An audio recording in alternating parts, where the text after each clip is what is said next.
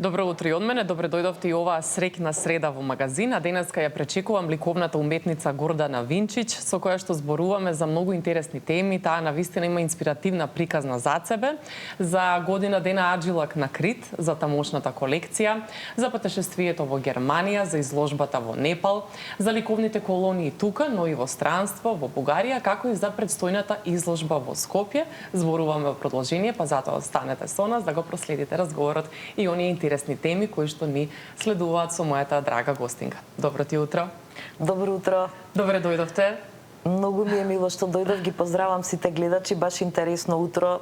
Скопјенце убаво живее, гледам са вајле дојдов со точак, баш онака сонцето да се искористи. Да, супер. Многу значи убава сега си веќе расположен и расонета, не ти ова некој термин кој што ти е рано наутро. Па малце е, ама окей, ќе преживеам. Па кога сликаш, кога црташ? Кои се оние частови што ти исполнуваат? Дали е тоа навечер, дали наутро или чекаш да добиеш инспирација? Многу различно. Последниве, не знам, месец дена, онака баш некако го свртев денот за ноќи, многу навечер творам. Така да баш си реков, сега знаев дека ќе учествувам, викам пред 2-3 дена, викам сега ќе морам да легнам порано за да успеам да станам, ама убаво и времето ме вика надвор, сончево, така супер. Да се смени малку ритамот. Како се случи, најпрво би те прашала да отидеш на Крит? Дали доби од некого покана или беше тоа твоја лична желба, бидејќи нели повеќе од година дена остана таму и е доста занимлива приказна? Па да, спонтано некако дојде тоа, некогаш најубавите работи се случуваат кога не планираме. И ова така беше непланирано. Без туристички водич отидов, нешто планирав дека ќе бидам 2 месеца, значи во текот на целата 2024 скоро и делот 2023 отидов на Крит со една прекрасна дама од Атина, која што ме покани таму. И така ме потсети малце на едно патување кое што го имав во Русија. Исто и таму бев до душа помалце едно 4 месеца, каде што трагав по несекојдневната, да кажеме, магија во градот. Така и Крит слично беше, и тука бев во потрага на духовното, што верувам дека многу луѓе не можат тоа да го сторат поради обврските секојдневни, и така благодарна сум за тоа што ете можам и да споделам нешто во текот на емисијата за да се инспирираат луѓето. Дали нешто од таму научи, спозна за себе си или за уметноста? Со какво искуство си отиде од Крит? Многу ми се допадна тоа дека природата го прави своето. Јас бев, да спомнам, во јужниот дел на Крит, каде што не е толку афирмирано, не е толку туристички. Не би откривала баш за сите места, пошто кога некој е таму ќе си ги пронајде сам тие местенца, но ќе го спомнам Магио Фарагос, што во превод е клисурата на светците.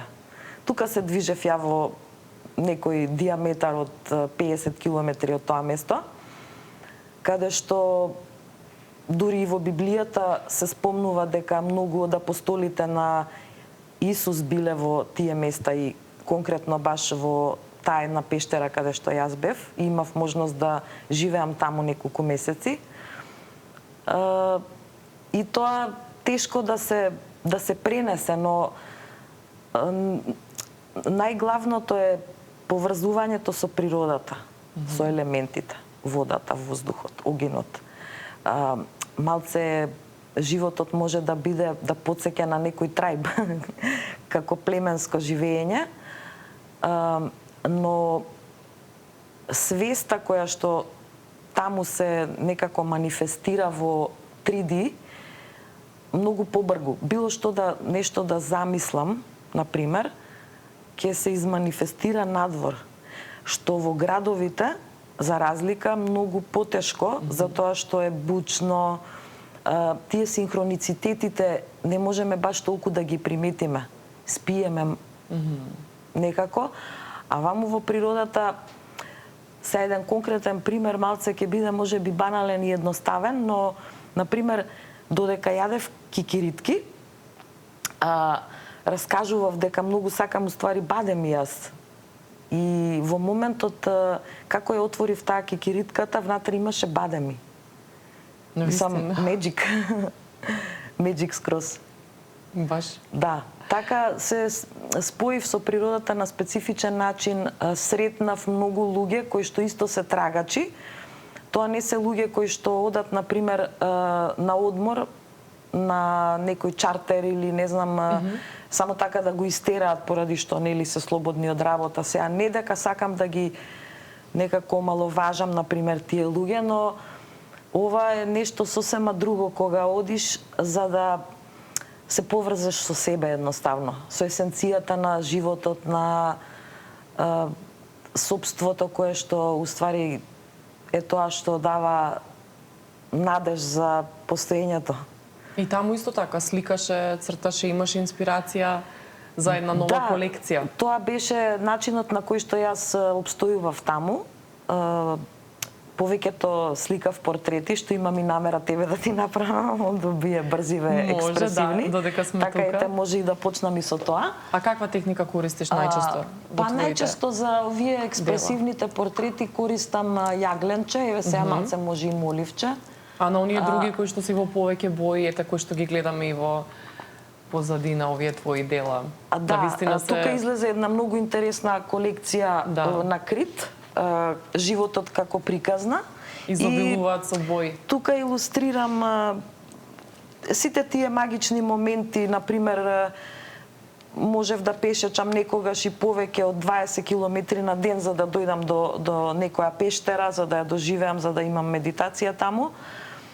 И, например, се сретнав еднаш така немаше жива душа, негдека мислам вака на Господ позади грбот, што ќе кажат, одејќи така во една клисура, налетав на 3 жени, мислам, од каде се створија само онака и баш си викам во себе и овие како трите наречнички.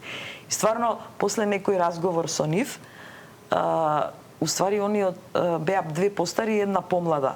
Баш онака како што се наречничките.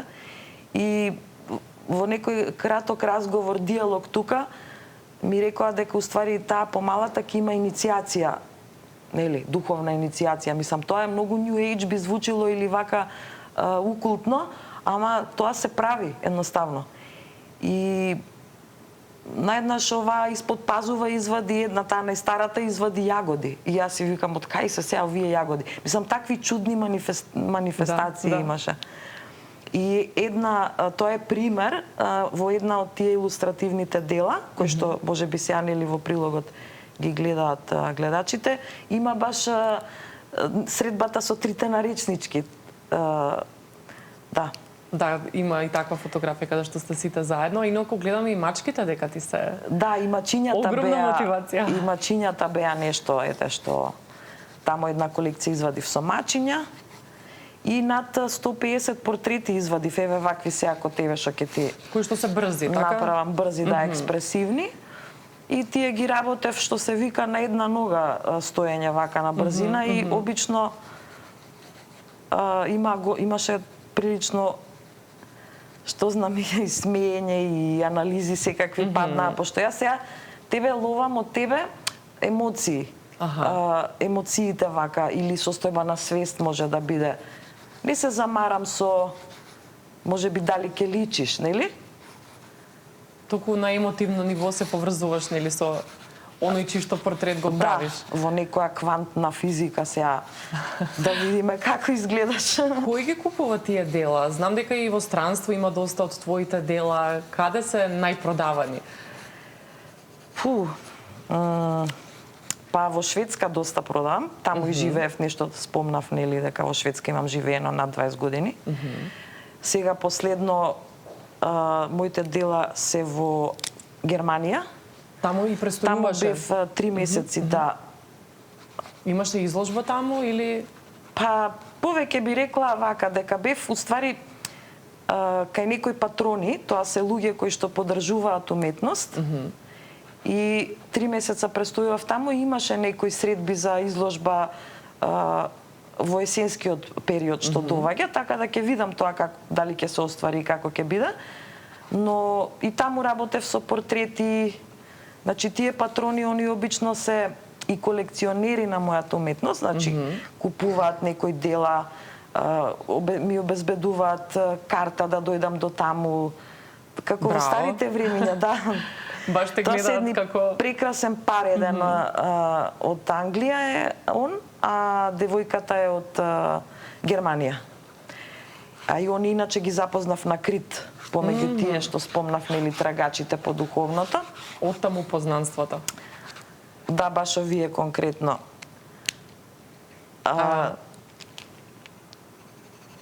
Тоа во Германија, значи, бев и во Берлин, исто беше тоа интересно, месец дена во Берлин, во склоп на таа моја посета.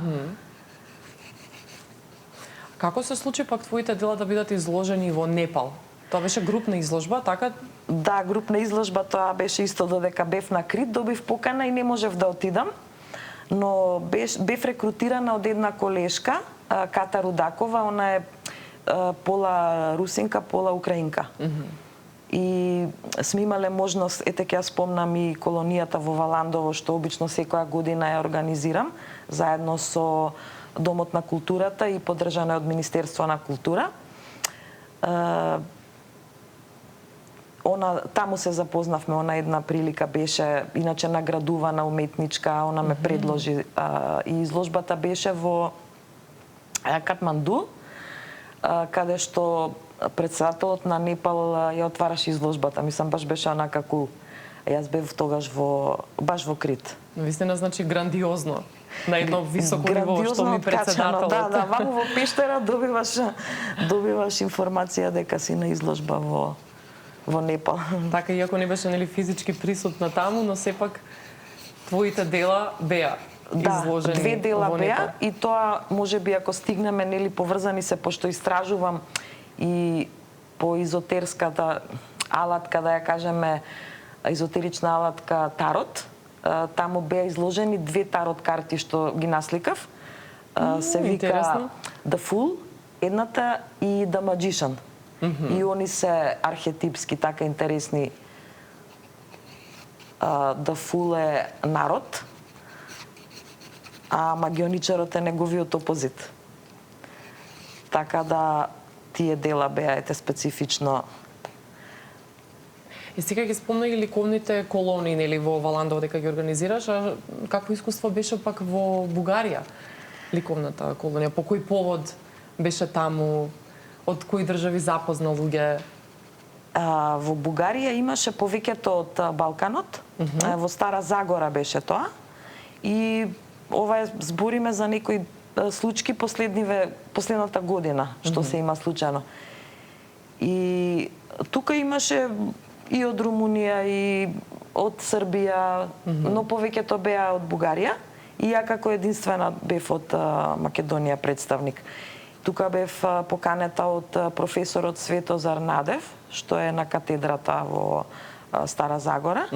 Сликар, има и галерија, значи делата беа потоа изложени после 10 дена творење, беа изложени во општината на Стара Загора и ќе бидат на постојана поставка во новиот универзитет, таму што се има отворено за ликовните уметници. Што значи во иднина ќе бидат? Да, таму на постојана поставка изложени, и тоа ми беше исто чест вака да слушнам дека ќе бидат дел од таа постојана поставка. До сега си имали во Скопје изложби, можеш да ни најавиш и која е онаа следна предстојна изложба на која што ќе може да дојдеме да видиме твои дела? Се погодиете на 9 сега ќе биде во мај, заедно со други колеги, обично 60 мина колеги учествуваат на групните изложби во Домот на културата Кочорацин ќе биде. Голема бројка. И тука ќе бидам представена со 2 дела од последната колекција, која што ја правев неколку месеци сега во Скопје, додека сум тука. Ќе имаат можност, значи, да ја видат, публиката да види. Исто е нешто така со сказни, со бајковидно, да кажеме, во тој стил. Како што изгледаат и твоите претходни уметнички дела. Верувам дека често си добивала такви коментари. Дека изгледа наистина бајковито или како некоја сказна, приказна. Да. Дека имаат некое раскажување во самите нив. Да, баш така. Некако влагам у тој свет. А сигурно и тие патешествија ти помагаат. Помагаат, да, навистина. Навистина се инспирација. Креирањето. Многу е потешко да се твори ако е човек затворен некако на едно место, не само дома, него и во еден град. Јас навистина препорачувам на сите уметници и воопшто луѓето кои што сакаат да се надминат себе на било каков начин, во било која сфера. Патувањата и тоа тие невообичаените патувања. Да, и спонтаните, како што кажи ти, спонтаните се најубави, најдобри излегуваат на крајот од денот. Твоите дела исто така ќе се најдат и во книга, па можеш и малку околу тоа да ни откриеш книга на еден наш новинар. А да, имав прилика да го сретнам новинарот Љупчо Јолевски. Ме интервјуираше 2016 година, тогаш имав изложба во Остан, на нивниот јубилеен 75 години Остан, мислам дека беше тогаш. И многу се израдував, многу ми беше драго дека ќе бидам една од уметниците, македонските уметници представени во неговата книга. Мислам дека второ издание на Метаноја ќе биде тоа и со други заедно со музичари. Тој е еден од новинарите на вистина исто што го ценам и тука е интервју за слободата. Специфично тоа ми е драго. Тоа сега само што не ќе биде на промоција. Мислам дека ќе биде во текот на мај, сигурно по медиумите ќе има информација и за тоа. Да, сигурно ќе биде објавено, нели да? Да, секако. Може да се дојде и на промоцијата или пак да се купи книгата. Да, секако. А од каде пак спојот со тарот картите исто кои што ги спомна? Што беше она првично кај тебе? Со што почна првично да се занимаваш? Дали едно по друго одеше тоа последователно, уметноста, па таротот или обратно? Да, некако сами си дојдоа тие уствари. Слушав за тие тарот карти и ја уште спомнав исто дека во некој од поранешни интервјуа дека татко ми е прва генерација археолози во Македонија и тука имаше многу символики на ископувања во Стоби бев и така некако ми налета Херодотовата историја во раце и читав за тие балсамирањата во Египет и уствари они од таму потекнуваат. И така некако дојдов во контакт уште млада, но сепак подоцна дури во форма вака ми дојдоа во раце и има некоја магија и во нив, интересна, каде ги сметам како некој вид на портали, кои што отвараат влезови скришни ќошиња во подсвеста. И не само можат тие да се користат и за некое предвидување. Тоа е некој, како да кажам, сега низок левел, не да навредам некого, но можат да се користат повеќе за надградување на самиот себе, за манифестирање на известна ситуација, што треба, например, да направам за да ова и ова се случи во мојот живот. Секако ако е во рамнотежа со космичките закони, нели, да не забораваме тоа, иако е, како ќе каже таткото горе. И еве земав со мене, може да извлечеш една карта. Може, ако си готова со цртежот или сакаш да го земеш. Сакаш да го завршиш прво. Па да, еве. Тој кај да е готов е. Ти навистина тоа брзо го правиш, умешно, веќе си... Да, добро, сега малци подолго, така си уживав сега дека и во разговорот. Аха, ова е подолго, значи може и побрзо може да биде. Може и многу побрзо, да. Какви реакции добиваш најмногу од луѓе?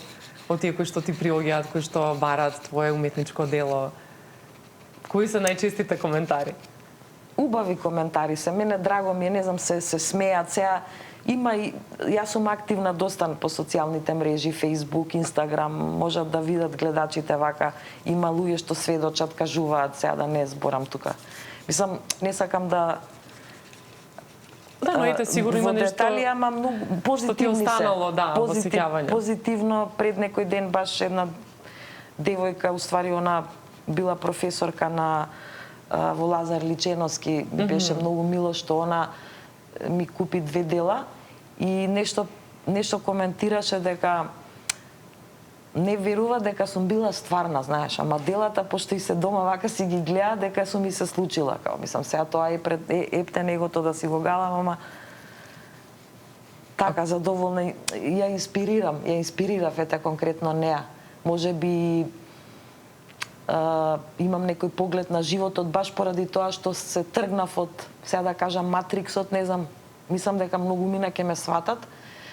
И тој живот некојаш е многу несигурен, не знаеш како ќе биде утре, а од друга страна па слободата, така слободата кошта некојаш. Па. А колку време веќе си се последните 10 години вака нешто се мислам како независен уметник, нели со сета таа слобода која што имаш. Ти благодарам. Навистина интересно. Да, вакви дела видовме, нели претходно дека зборувавме одеа во позадина, но еве ова е нешто сосема ново и свежо. Да. Иако наликува на тие кои што веќе ги имаш правено. Некој твој стил се забележува. Овдека нешто сонуваш. Да. А малце изборевме пред нели снимањето дека често сонуваш. Да. Баш пред снимањето зборовме и за соновите, и за астрологијата, нумерологијата, некако повеќе теми начнавме. Да, тоа се неисцрпни теми. Да. Ама тоа е нешто што мислам дека исто мене ме инспирира вака кога го гледам, дека како девојка која што на некој начин е во матриксот работи, јас слушнав еде честитки дека имаш и детенце, Ти благодарам, да го задржиш сонот во тебе, тоа е за почит, така баш инспиративно. Тој сон во таа една секојдневна центрифуга, мирот во сонот. Да не се изгуби тој сон, мислам. Да не се го изгубиме тоа од себе си, да. Би било убаво секој од нас кога нели би можел да го задржи тоа. Сонувањето, мечтаењето или пак она детското во себе си што детското во себе, да. Нарекуваме. Тоа никако. Иначе во тој стил и со другите на Крит исто така, не само во Крит, мислам секогаш кога ги правам овие брзиве има малци така анализа, која што може некојаш да биде и сад време. Со мезе и такви ствари. Да, па добро. И тоа си треба. Да, значи различно е секогаш. И тоа е шармантно. Некогаш во студио, некогаш може тоа различно. Па добро, тогаш еве. Може. Да извлечеш една карта. Таман имаме уште неколку минути да привршиме. Собирам вакви карти, има разни. Сега овој го земав специфично црно-бел и злато. Било која. Повели. Да.